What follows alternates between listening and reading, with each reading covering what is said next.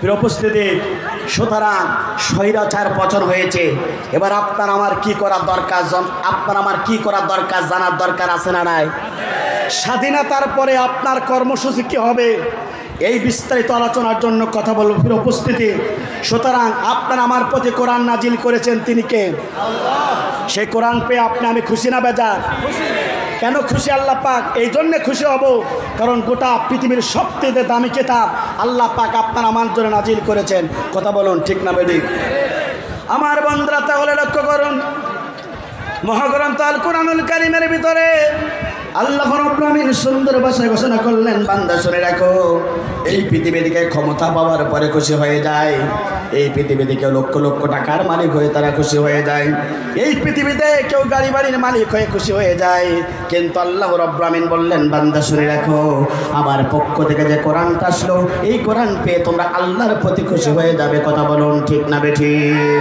এটা আমার কথা না, মহাগ্রন্থ আল কোরআনুল কারীমের কথা। আল্লাহ পাক বলেন, কুল বিফাদলিল্লাহি ওয়া বিরহমাতিহি ফাবিযালিকা ফালইফরাহু হুয়া খায়রুম মিম্মা ইয়াজমাউন। আল্লাহ পাক বলেন, আল্লাহর পক্ষ থেকে যত বরকত চলে আসলো, আল্লাহর পক্ষ থেকে অনুগ্রহ চলে আসলো, তার এক নম্বর গুরুত্বপূর্ণ কিতাবের নাম হচ্ছে মহান গ্রন্থ আল কোরআন। আল্লাহ পাক বলেন, বান্দা শুনে রাখো, এই কোরআন যখন পেয়ে যাবে, এই কোরআনের স্বাধীনতা যখন পেয়ে যাবে, কেবলমাত্র শুধুমাত্র এই বান্দাগুলো আল্লাহর প্রতি খুশি হয়ে যাবে। কথা বলুন ঠিক না বেঠিক? কোরআন যদি পেয়ে যায়, বান্দা খুশি হবে কার প্রতি? আরো জোরে বলেন, কার প্রতি? উপস্থিতি 17 বছর ধরে সঠিকভাবে কোরআনের কথা আলেমরা বলতে পারতো না, আজকে কোরআনের বিজয় হয়েছে।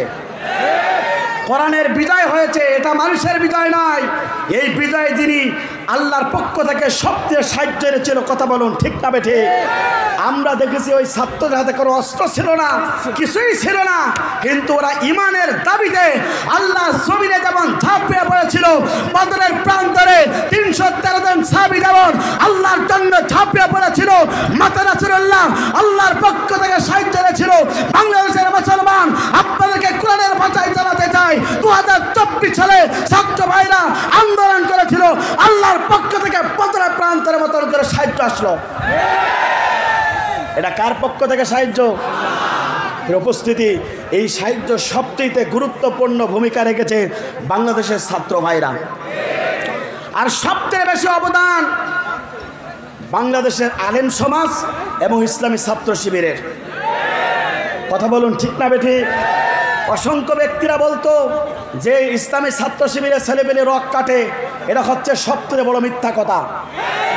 বাংলাদেশের এমন একটা সংগঠন, ছাত্র সংগঠন ইসলামী ছাত্র শিবির, যে শিবিরের ভিতরে মানুষকে রক কাটা শেখায় না, বরঞ্চ মানুষকে জাহান্নামের পথ থেকে ছাত্র ভাইদেরকে জান্নাতের পথে চালানোর জন্য চেষ্টা করে।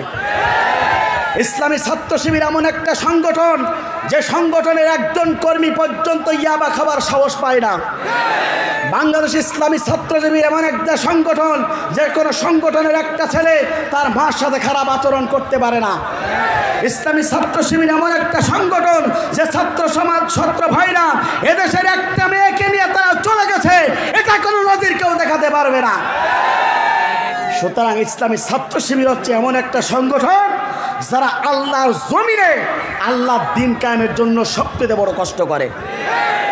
সুতরাং এই ইসলামী ছাত্র শিবির যারা আছে তাদেরকে আমি স্যালুট জানাই, আমার পক্ষ থেকে ধন্যবাদ। আমি এই করোনা সহ এই সাতকে আশেপাশে যত ছাত্র শিবিরের ভাইরা আছে, আমি সকলের নাম জানি নাই, আমার পক্ষ থেকে তোমাদের জন্য সালাম। আর আমি আপনাদেরকে লক্ষ্য করে বলতে চাই, আপনাদের সন্তানগুলোকে ছাত্র শিবিরে এখন ইনক্লুড করে দেবেন, তাদের ভর্তি করাই দেবেন। তারা কিছু না দিতে পারুক, ওই সন্তানগুলোকে নামাজের ট্রেনিং দিতে পারবে। ওই ছাত্রগুলোকে ইয়াবাখর শেখাবে না, বরঞ্চ ওই ছাত্রগুলোকে ইয়াবা থেকে অর্থাৎ নিষেধ করার জন্য তারা চেষ্টা করবে। এই জন্য আমি আপনার সন্তানগুলোকে ছাত্র শিবিরে যোগদান করার দরকার আছে না নাই? ইনশাল্লাহ যাদের ছাত্র আছে, সন্তানকে যদি সঠিকভাবে করতে চান, আপনি আপনার সন্তানকে বাংলাদেশ ইসলামী ছাত্র শিবিরকে এখনই ইনক্লুড করে তাদেরকে ডেকে এনে প্রকাশ্যভাবে ফুলের মালা দিয়ে তাদেরকে সাথে তুলে দেন আর বলে দাও, বাবা আমার সন্তান ইসলামী ছাত্র শিবিরে দিলাম, আমার সন্তান যেন মৃত্যুর পরে আমার জানাজা পড়াতে পারে। কথা বলুন ঠিক না বেঠিক? উপস্থিতি সুতরাং বলতে চাই, আল্লাহর পক্ষ থেকে কোরআন পেয়ে আমি খুশি না বেজার? জোরে বলেন খুশি না বেজার? প্রিয় উপস্থিতি, আপনাদের টেনশন করা লাগবে না। এখান থেকে 45 মিনিট আগে মুফতি আমির হামজা দেয়ারা চলে যাচ্ছেন, উনি কিছুক্ষণের মধ্যে আপনাদের মাঝে হাজির হয়ে যাবে। সুতরাং ইনশাল্লাহ আপনাদেরকে বলতে চাই, আমি বলেছিলাম গত বছর এই বছরে 25শে জানুয়ারি আমির হামজার এখানে ওয়াজ করার কথা ছিল, কিন্তু জালিম স্বৈরাচারের আর প্রশাসনের ষড়যন্ত্রের কারণে আমির হামজা তাফসির করতে পারি নাই। সেই 2024 সালে আমির হামজা আবারও কোরআনের তাফসির মাহফিল হয়েছে উন্মুক্ত ময়দানে। খুশি না বেজার? জোরে বলেন খুশি না বেজার? যেহেতু ডেট আমি নিয়েছি, আর সকলে আমার সাথে যোগাযোগ করে, ভাই আপনার সাথে যোগাযোগ করলে আমির হামজার পাওয়া যাবে। এতটা সিরিয়াল তার 2028 সাল পর্যন্ত সিরিয়াল কমপ্লিট হয়ে গেছে। প্রিয় উপস্থিত, তারপরেও আমার ব্যক্তিগত উদ্যোগে এই দেয়ালার মাঠে আমার সেনের ইমন অর্থাৎ ইমনের জন্য অর্থাৎ তাদের জন্য আমি ডেটটি দিয়েছিলাম। এই জন্য করলাবাসী দেয়ালাবাসী খুশি না বেজার? জোরে বলেন খুশি না বেজার? আপনাদেরকে আবারও লক্ষ্য করে বলতে চাই, ইনশাল্লাহ আমি গত মাসে মালয়েশিয়া গিয়েছিলাম একটি ইসলামিক কনফারেন্সে, সেখানে আজহারি ভাইয়ের সাথে আমরা একসাথে অর্থাৎ বৈঠক করেছি। এই মাসে ইনশাল্লাহ মিজানুর রহমান আজহারি বাংলাদেশে পা রাখবেন, বাংলাদেশে আসবেন এবং কোরআনের কথা বলবেন। আপনাদেরকে লক্ষ্য করে বলতে চাই, এই মাঠে আগামী বছর ডক্টর মিজানুর রহমান আজহারি কোরআনের তাফসির করবে ইনশাল্লাহ। এজন্য খুশি না বেজার? কারা কারা খুশি? তো হাত তুলে আল্লাহকে দেখান। লিল্লাহে তাকবীর, লিল্লাহে তাকবীর। হাত নামান। তাহলে আমরা খুশি কার প্রতি? জোরে বলেন কার প্রতি? উপস্থিতি সুতরাং বিজয় হওয়ার পরে 1 নম্বর দায়িত্ব এবং কর্তব্য আমার হলো আল্লাহর জমিনে আল্লাহর দিন প্রতিষ্ঠার জন্য কাজ করা লাগবে। কথা বলুন ঠিক না বেঠিক? এই কথা আমার না আল্লাহর? আমার বন্ধুরা তাহলে লক্ষ্য করুন, আপনার আমার লক্ষ্য হচ্ছে এখন বর্তমানে 1 নম্বর লক্ষ্য নিয়ে আপনাকে আমাকে এই সমাজে চলতে হবে। 1 নম্বর লক্ষ্য হলো এই সমাজে আল্লাহর জমিনে আল্লাহর দিন প্রতিষ্ঠার জন্য আপনাকে আমাকে কাজ করা লাগবে। কথা বলুন ঠিক না বেঠিক? এই কাজ করেছিল নূহ আলাইহিস সালাতু ওয়াস সালাম, এই কাজ করেছিল মুসলিম জাতির পিতা ইব্রাহিম আলাইহিস সালাতু ওয়াস সালাম, এই কাজ করেছিল আমার বন্ধুরা লক্ষ্য করেন মুসা আলাইহিস সালাতু ওয়াস সালাম। যুগে যুগে যত নবী এবং রাসূলের ছিল, সমস্ত নবী এবং রাসূলগণ তারা আল্লাহর জমিনে কালেমা প্রতিষ্ঠার জন্য, ইসলাম প্রতিষ্ঠার জন্য, আল্লাহর দিন প্রতিষ্ঠার জন্য তারা কাজ করেছিল। বিশ্বনবী বিনা রক্তবাদে মক্কাবাসী যখন মক্কা জয় হয়ে গেল, 10টি বছর ধরে কোরআনের দাওয়াতে কাজ করার পরে ইসলাম প্রতিষ্ঠা হয়ে গেল।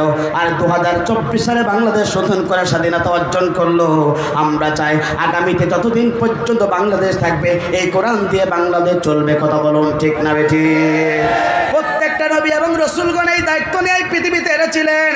আল্লাহ রাব্বুল আমিন কোরআনুল কারীমের ভিতরে জন্য ঘোষণা করলেন, বান্দা শুনে রাখো, তোমার এখন দায়িত্ব হলো আল্লাহর জমিনে আল্লাহর দিন প্রতিষ্ঠা করা। কথা বলুন ঠিক না বেঠিক?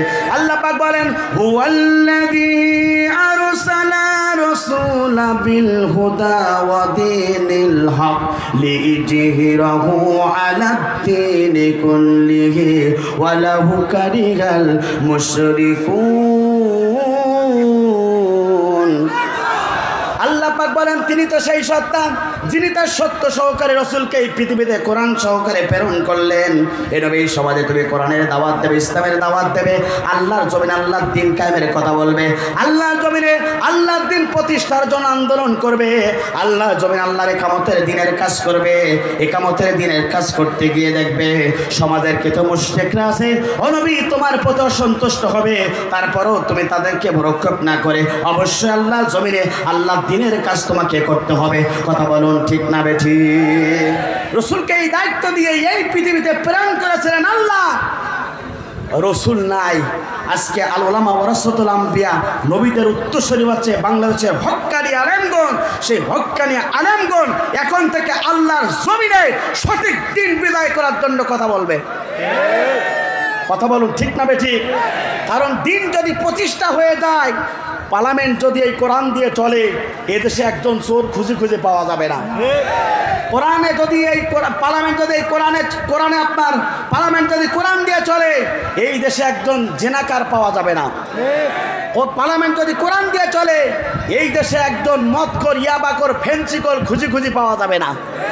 কারণ এটাকে হারাম করেছেন তিনি কে? তাহলে নবী এবং রসুলরা কাজ করেছিলেন আল্লাহর জমিন, আল্লাহর দিন প্রতিষ্ঠার জন্য। আর বাংলাদেশ জামাত ইসলামের সবচেয়ে সেই কাজ জমিনে করে। কথা বলুন ঠিক না বেঠিক? উপস্থিতি আপনাদেরকে লক্ষ্য করে বলতে চাই, সুতরাং আগামীর পার্লামেন্ট হবে কোরআনের পার্লামেন্ট, আগামীর পার্লামেন্ট হবে টুপিওয়ালাদের পার্লামেন্ট। কথা বলুন ঠিক না বেঠিক? কারণ আমরা দেখতে পেরেছি স্বাধীনতার পরে এদেশের আলেম সমাজ বক্তব্যের কারণে এদেশের প্রত্যেকটা যুবকেরা তারা মন্দিরকে পাহারা দিয়েছে। এই কারণে বাংলাদেশের সমস্ত মানুষেরা চায় যদি আলেমরা, হুজুররা যদি পার্লামেন্টে যায়, বাংলাদেশ সবচেয়ে অর্থাৎ দুর্নীতিমুক্ত বাংলাদেশ হবে। কারণ সেই বাংলাদেশে দুর্নীতি করে 99.1 বিলিয়ন টাকা অর্থাৎ ঋণগ্রস্ত করে শেখ হাসিনা পালাইছে। কথা বলুন ঠিক না বেঠিক? 94.1 বিলিয়ন টাকা বাংলাদেশের সবচেয়ে তিনি এটাই করেছে, ঋণগ্রস্ত করে তিনি পালন করেছে। কথা বলুন ঠিক না বেঠিক? উপস্থিতি শুধু তাই না, উন্নয়নের নামে কোটি কোটি টাকা তারা প্রত্যেক মিনিটে অর্থাৎ 26,000 টাকা, প্রত্যেক সেকেন্ডে 26,000 টাকা, প্রত্যেক মিনিটে 1,36,000 টাকা, অর্থাৎ 17 বছরে এই টাকা তারা পাচার করেছে বিদেশের বুকে, বেগমপাড়া বাড়ি বানিয়েছে। আর আপনাকে আমাকে অর্থাৎ ছুরি ধরিয়ে দিয়েছে। কথা বলুন ঠিক না বেটি? সুতরাং বড় বড় যারা কথা বলতো এখন আর খুঁজে খুঁজে পাওয়া যায় না। কথা বলুন ঠিক না বেটি?